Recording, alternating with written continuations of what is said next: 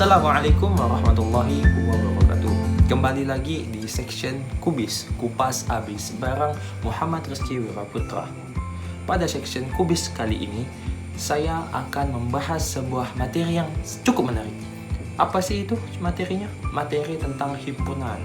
Lah, himpunan kan sudah biasa kan? Tetapi di sini himpunan yang akan saya bahas adalah himpunan dalam penerapan matematika, ekonomi, dan bisnis. Oke, baiklah. Tanpa membuang waktu yang lebih lama lagi, mari kita mulai section Kubis pada kali ini. Oke, di sini pokok pembahasan yang akan saya bahas itu terbagi menjadi 4. Yang pertama adalah definisi himpunan. Yang kedua, cara penyajian himpunan. Yang ketiga, operasi hitung himpunan. Dan yang terakhir, saya akan memberikan sebuah soal atau studi kasus yang berkaitan dengan himpunan dan cara penyelesaiannya menggunakan himpunan matematika, ekonomi, dan bisnis. Sebelum kita mengerjakan soal, tentunya kita harus mengetahui dulu materi tentang himpunan. Materinya seperti biasa, teman-teman. Oke. Materi definisi himpunan. Definisi himpunan adalah suatu kumpulan atau gugusan dari sejumlah objek yang sama. Di sini yang harus kita tekankan adalah yang sama. Jadi kalau misalkan ada anggota berbeda, bisa dikatakan itu bukan merupakan anggota himpunan, teman-teman. Dari contohnya di sini adalah himpunan buah-buahan, yang dimana buah-buahan itu kan terdiri dari gambar ya, pisang, nanas, anggur, apel, dan lain sebagainya. Dan gambar kedua adalah gambar sekumpulan gajah. Maka kita bisa melihat bahwa ini adalah himpunan gajah. Jadi kalau misalkan nanti ada kambing di gambar ini, berarti kambing tersebut bukan dari himpunan, gitu teman-teman. Baiklah. Selanjutnya, cara penyajian himpunan. Cara penyajian himpunan itu terbagi menjadi beberapa jenis dan beberapa ragam. Yang pertama adalah enumerasi, teman-teman. Enumerasi adalah setiap anggota himpunan didaftarkan secara rinci. Jadi lambangnya adalah di sini, teman-teman. Itu kurung kurawal, berbeda dari kurung biasa. Kurung kurawal ini identik dengan agak lonjongnya di luar, gitu teman-teman. Contoh yang pertama, himpunan 4 bilangan asli pertama, yaitu A, 1, 2, 3, 4. Jadi himpunan A ini terdiri dari 1, 2, 3, 4. Dilihat dari mana? Dilihat dari adanya kurung kurawal yang menutupinya. Oke, selanjutnya misalkan ya, contoh yang ketiga, C, kucing, A, Amir 10 paku. Amir merupakan himpunan dari C. Kalau misalkan nama Ahmad, ada nama Ahmad? Tidak ada. Maka Ahmad itu bukan himpunan dari C, teman-teman. Oke, lanjut. Selanjutnya adalah keanggotaan. Keanggotaan adalah kelanjutan dari enumerasi. Enumerasi tadi menggambarkan simbolnya, yaitu kurung kerawal. Sedangkan keanggotaan adalah anggota isi dari enumerasi, teman-teman. Oke, kita lihat contoh. Misalkan A 1, 2, 3, 4, R A B C D A B C D. Jika kita bisa lihat, A adalah anggota dari 1, 2, 3, 4, sedangkan R, AB, ABC, AC. Kalau kita lihat, A ini adalah anggotanya 1, 2, 3, 4. Jadi kalau misalkan ditanya, 4 itu merupakan himpunan yang mana? Himpunan dari A. Begitu, teman-teman. Jadi enumerasi dengan keanggotaan itu saling berkaitan. Yang harus digarisbawahi juga, himpunan ini memiliki banyak cara penyajiannya. Jadi cara penyajian itu antara satu dengan yang lainnya itu saling berkaitan, teman-teman. Selanjutnya, simbol-simbol baku. Simbol-simbol baku ini adalah simbol-simbol yang mutlak adanya, tidak bisa dirubah. Jadi kalau misalkan kita ingin memasukkan dalam sebuah konteks, misalkan ini sudah tersedia ya, P. P itu adalah himpunan bilangan bulat positif. Jadi jikalau bilangan bulat itu terdiri dari 0 ya, 0, 1, 2, 3, 4, dan lain sebagainya. Di sini himpunan bilangan bulat positif. Yang ditanya himpunan bilangan bulat positif. Jadi angka-angka positif saja. Jadi kalau misalkan ditanya ada minusnya, itu bukan simbolnya bukan P. Sedangkan N adalah himpunan bilangan alami natural. Sama seperti yang bilangan bulat positif, tetapi perbedaannya di sini ada N-nya, P-nya gitu. Z himpunan bilangan bulat. Berbeda dengan P. P tadi itu adalah himpunan bilangan bulat positif. Sedangkan yang Z ini adalah himpunan bilangan bulat yang terdiri, masuk juga yang angka-angka minusnya. Q himpunan bilangan rasional, R himpunan bilangan real, C himpunan bilangan kompleks. Begitu, teman-teman. Selanjutnya, maaf teman-teman. Oke, selanjutnya adalah notasi pembentuk himpunan. Notasi pembentuk himpunan adalah adanya kurung kawal dan adanya angka huruf X dan ada beberapa kalimat. Misal, A adalah himpunan bilangan bulat positif kecil dari 5. Bilangan bulat positif itu dilambangkan dengan P. Jadi kalau misalkan kita ingin mempermudah, konsep dari notasi adalah ingin mempermudah dari kata-kata menjadi konteks berupa rumus. Bukan rumus sih, lebih kepada simbolnya saja teman-teman. Jadi A ini adalah himpunan bilangan bulat positif kecil dari 5. Kecil dari 5 itu bilangan bulat ya, 1, 2, 3, 4. Jadi kalau kita masukkan ke dalam notasi, ini dia teman-teman. X ini adalah P, X min 5. P ini tadi simbol baku dari bilangan bulat positif. Oke, begitu teman-teman. Selanjutnya oke, mohon maaf, notasi. Oke, selanjutnya adalah bagaimana kita bisa menyajikan dalam bentuk himpunan tapi ada gambarnya. Itu disebut juga dengan diagram Venn. Diagram Venn adalah berupa ada kotak besar yang seperti gambar ini, kotak besar, dan ada bulatan-bulatannya yang menyatukan. Kita lihat, diagram Venn adalah gambar yang digunakan untuk menyatakan hubungan antara himpunan dalam satu kelompok objek yang memiliki kesamaan. Contoh, di sini ada sebuah studi kasus 1, 2, 3, 4, 5, 6, 7, 8, 9, 10. A anggota dari A 2, 3, 5, 7, sedangkan B 1, 3, 5, 7, 9. Apa sih itu S? S itu adalah anggota semesta. Jadi keseluruhan dari anggota itu nanti bakal ada dipisahkan antara A dengan B, dikelompokkan. Kelompok A itu adalah 2, 3, 5, 7. B 1, 3, 5, 7, 9. Apakah ada persamaan antara A dengan B? Ada teman-teman. Kita lihat. A itu 2, 3, 5, 7, sedangkan B 1, 3, 5, 7, 9. Angka yang sama dari A dengan B adalah 3, 5, 7. Kalau kita masukkan ke dalam diagram Venn, di dalam kotak tersebut ada dua bulatan. Kenapa dua bulatan? Karena A dengan B ada dua kelompok teman-teman. Maka dari itu kita pisahkan, begitu teman-teman. Kenapa ada yang di luar? Kenapa ada yang di dalam? Kenapa ada yang disatukan? Yang di luar ini adalah merupakan angka yang tidak merupakan anggota dari kelompok A dengan kelompok B, atau himpunan A atau himpunan B. Sedangkan yang di dalam kotak atau yang di dalam bulatan itu adalah, kita lihat, A 2, 3, 5, 7, B 1, 3, 5, 7, 9. Kenapa yang 3, 5, 7 ini disatukan atau dia masuk ke dalam A dengan B? Karena kita lihat tadi ada angka yang sama antara kelompok A dengan kelompok E. Maka kita masukkan ke dalam satu lingkaran yang sama. Untuk pemisahan atau penyatuan dari himpunan ini bakal dilanjutkan ke dalam pembahasan next yang akan di video ini juga. Selanjutnya adalah kardinalitas. Kardinalitas adalah jumlah elemen di dalam A disebut dengan kardinal dari himpunan A. Jadi konsep dari kardinalitas, kita bukan ada rumus segala macam, tetapi kita hanya melihat konteks dari himpunan itu ada berapa sih anggotanya, jumlah dari anggota tersebut. Contoh, B ini notasi ya. X merupakan bilangan prima lebih kecil dari 20. Maka didapatkanlah anggota dari B ini adalah 2, 3, 5, 7, 11, 13, 17, 19. Maka B atau kardinalitas dari B itu adalah 8 teman-teman. Begitu. Intinya kardinalitas itu adalah jumlah dari anggota himpunannya. Selanjutnya adalah himpunan kosong. Himpunan kosong atau juga disebut dengan himpunan null set yang tidak memiliki anggota, dilambangkan dengan 0 atau tidak kurung kawal yang dia tidak ada isinya. Selanjutnya adalah himpunan bagian. Himpunan bagian adalah dikatakan himpunan bagian apabila himpunan B jika dan hanya jika setiap elemen A merupakan elemen dari B. Dalam hal ini B dikatakan superset dari A, notasinya ACB. Mengapa dia ACB? Ini C-nya adalah notasinya ya teman-teman, atau simbolnya C dari himpunan bagian. Diagram Venn-nya, kenapa dia bisa dikatakan himpunan A itu bagian dari himpunan B? Itu karena himpunan A anggotanya itu keseluruhannya juga ada di himpunan B. Itu dia teman-teman. Selanjutnya adalah himpunan yang sama. Himpunan yang sama konsepnya itu juga seperti himpunan bagian, tetapi himpunan yang sama ini jikalau A dengan B-nya memiliki anggota yang jumlahnya sama atau kardinalitasnya sama. Sedangkan tadi himpunan bagian itu anggota A itu lebih kecil daripada anggota B. Begitu teman-teman.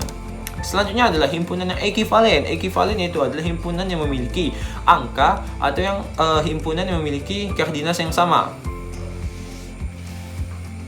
Oke, himpunan memiliki kardinalitas yang sama. Jadi kalau misalkan himpunan A dengan B itu sama, maka dia juga disebut dengan himpunan yang ekivalen. Selanjutnya adalah himpunan saling lepas, disebut juga dengan himpunan disjoint. Disjoint, berpisah, tidak ada memiliki kesamaan. Jadi kalau kita lihat tadi yang contoh paling awal diagram Venn itu ada berupa kayak disatukan kan. Ini berpisah. Berpisah karena tidak ada himpunan anggota yang sama di antara dua kelompok himpunan ini. Selanjutnya adalah himpunan kuasa. Himpunan kuasa dari himpunan A adalah suatu himpunan yang elemennya merupakan semua himpunan bagian dari A, termasuk himpunan kosong. Jadi kalau misalkan A itu ini cukup pembahasannya sama dengan himpunan bagian, himpunan itu tergabung juga dalam himpunan yang lainnya. Begitu teman-teman. Selanjutnya adalah operasi hitung himpunan. Pokok pembahasan yang ketiga. Wow, tidak terasa ya teman-teman, sudah memasuki operasi hitung himpunan. Operasi hitung himpunan itu terbagi menjadi 4. Dalam section slide ini diberikan gambaran operasi hitung himpunan irisan dengan operasi hitung gabungan. Perbedaannya di mana teman-teman? Perbedaannya adalah irisan itu adalah ketika yang sama itu yang diarsir. Kita lihat. Ini dia. Ini yang disebut dengan irisan. Jadi kalau kita lihat himpunan ini adalah himpunan dari angka ya. Angka dari 3, 4, 5, 6, 7, 8, 9, 10, 11, 12, 13. Yang A ini adalah 3, 4, 5, 6, 7, 8. Memiliki kesamaan anggota dengan BC yaitu 6.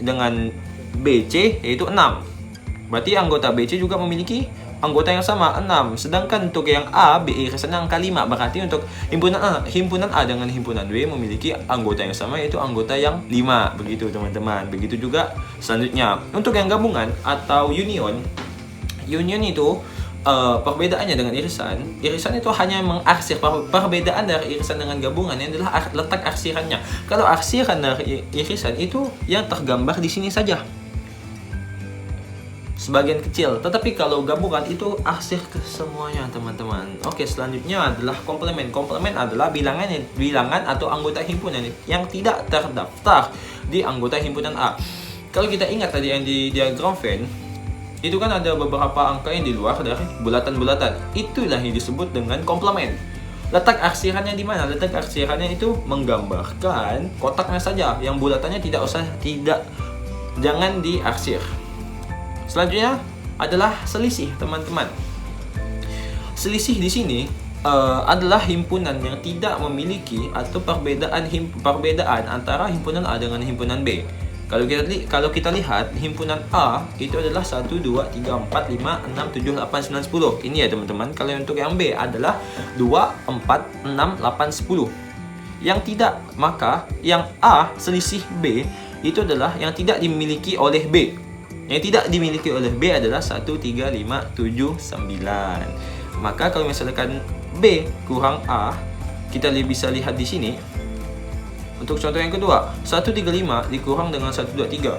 Yang tidak dimiliki oleh kurang kawal ini adalah angka 5. Tetapi kalau kita balik 123 dengan 135, yang tidak memiliki anggota 2 itu adalah yang bagian kurang kawal sebelah kanan. Jadi perbedaannya diletak pada himpunannya. Begitu teman-teman. Selanjutnya kita akan masuk ke section studi kasus.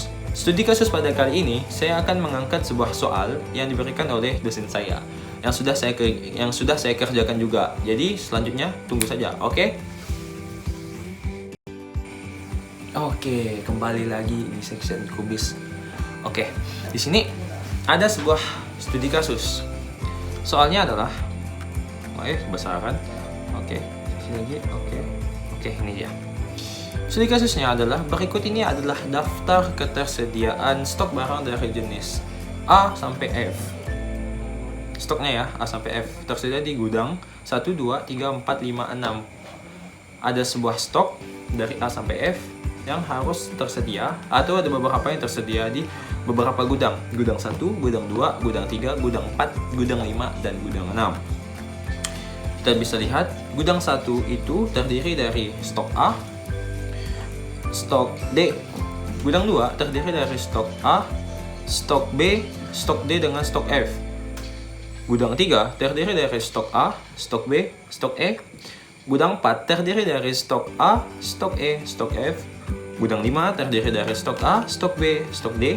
Gudang 6 terdiri dari stok B dengan stok F. Tapi ada tambahan nih, ada notnya di sini. Notnya adalah yang pertama, ada kekeliruan pencatatan bahwa jumlah stok di gudang F atau gudang 6 tinggal satu stok saja, yaitu hanya barang A. Kekeliruan. Berarti di gudang 6 kita hapus stok B dengan stok F-nya. Kita masukkan di stok A-nya. Oke? Untuk selanjutnya, not yang kedua, ada penambahan stok di cabang 3, yaitu stok D sebanyak 4 dan stok A sudah habis terjual. Kita hapus. Ada penambahan stok di cabang 3. Cabang 3 yaitu stok D sebanyak 4. Stok A sudah diketahui habis terjual. Maka untuk yang di stok A kita hapus. Berarti untuk di gudang 3 itu adalah stok B, stok D dengan stok E. Untuk gudang 6 itu ada cuma stok A saja. Kita lihat penyelesaiannya. Ini dia teman-teman. Hai. Oke. Jangan lihat namanya ya teman-teman, baru saya. Oke dia. Yang pertama, kita harus menganalisis dulu keanggotaan dari beberapa gudang itu. Gudang pertama adalah anggotanya itu stok A dengan stok D. Untuk gudang kedua itu adalah A, B, D, F. Gudang ketiga, anggota dari stoknya B, D, E. Gudang keempat adalah A, E, F. Gudang kelima A, B, D. Gudang keenam adalah A. Maksudnya apa di sini teman-teman? Tadi itu kan stoknya A sampai F. Jadi kita mengkelompokkan gudang-gudang tersebut memiliki isinya. Nah, yang kita kerjakan yang pertama adalah kita menentukan irisannya dulu. Irisan dari gudang pertama ke gudang-gudang selanjutnya. Gudang 1 beririsan dengan gudang 2. Ini adalah anggota yang memiliki kesamaan di antara dua gudang. Gudang 1, gudang 2 itu adalah AD.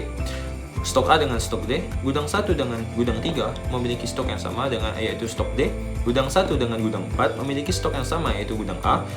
Gudang 1 dengan gudang 5 memiliki stok yang sama AD. Gudang 1, gudang 6 memiliki stok yang sama yaitu A. Untuk selanjutnya adalah gudang 2. Gudang 2 memiliki stok yang sama dengan gudang D, BD.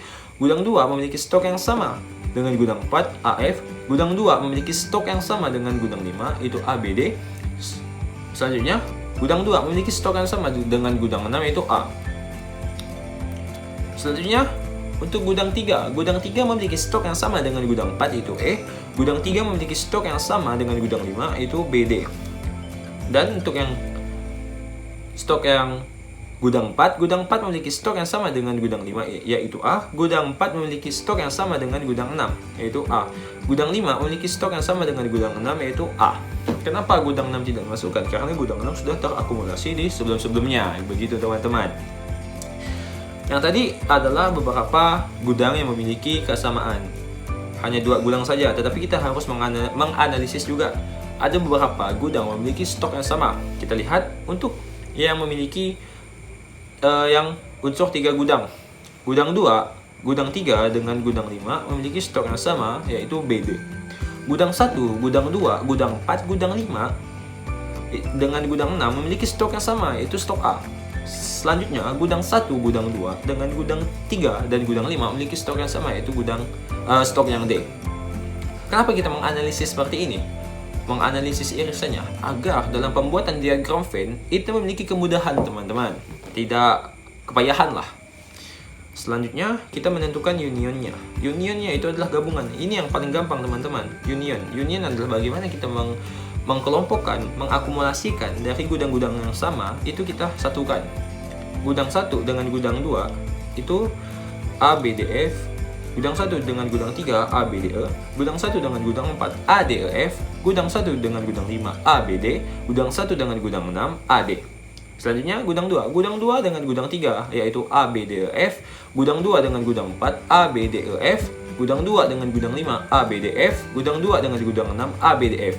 Untuk gudang 3 dengan gudang 4 A, B, D, E, F. Gudang 3 dengan gudang 5 A, B, D, E. Gudang 3 dengan gudang 6 A, B, D, E.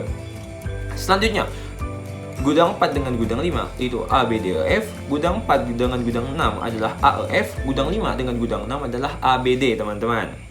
Kenapa tidak ada gudang 6 karena tadi sudah terakumulasikan di penjelasan himpunan penjelasan union yang gudang-gudang sebelumnya. Karena untuk gudang 6 sudah tergambar atau sudah tertulis di gudang-gudang sebelumnya. Begitu teman-teman. Oke. Ini untuk yang diagram Venn irisan. Kita lihat teman-teman. Perbedaannya itu hanya terletak bagaimana dia mengarsir dari himpunan tersebut. Kita lihat. Untuk yang gudang tadi ya, gudang 1 dengan gudang 2 segala macam, ini sih dia. Untuk gudang 1 itu beririsan dengan gudang 3, gudang 5, gudang 4, gudang 6, dengan gudang 6 tidak ada, dengan gudang 2, gudang 3 dan segala macam itu adalah B. Ya B ini dia. Kita bisa lihat nih teman-teman. Untuk yang stok D itu tuh memiliki himpunan yang sama, keanggotaan yang sama, itu dengan gudang 1, gudang 5, gudang 3, gudang 2. Untuk yang B memiliki anggota yang sama, untuk yang B itu memiliki keanggotaan yang sama, yaitu gudang 3, gudang 5. Oke, cuma 2 itu saja ya, gudang 3 dengan gudang 5. Sama gudang 2, mohon maaf teman-teman. Untuk yang E itu memiliki kesamaan itu hanya dengan gudang 3 dengan gudang 4. Untuk yang F begitu juga, hanya memiliki keanggotaan yang sama dengan gudang 2 dengan gudang 4. Untuk yang A itu memiliki keanggotaan yang sama dengan keanggotaan gudang 1, gudang 2, gudang 3, gudang 4. Gudang 3 tidak termasuk ya. Gudang 1, gudang 2, gudang 4, gudang 5 dengan gudang 6. Karena gudang 3 tadi stokannya sudah ada kekeliruan. Begitu teman-teman. Oke, ini dia. Hanya perbedaan letak arsir. Kita lihat.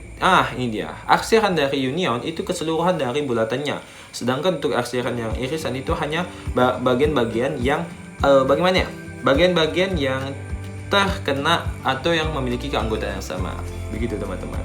Oke, sudah habis penjelasan untuk studi kasus pada kali ini. Alhamdulillah, kita sudah di penghujung section kubis pada kali ini. Saya akhiri, saya tutup. Mohon maaf jika ada kesalahan dan kekurangan kata, karena saya adalah makhluk Tuhan yang biasa, karena yang kesempurnaan hanya dimiliki oleh Tuhan yang Maha Esa. Saya tutup. Wabillahi taufiq wal hidayah. Wassalamualaikum warahmatullahi wabarakatuh. Salam sehat, salam akuntansi, salam equilibrium.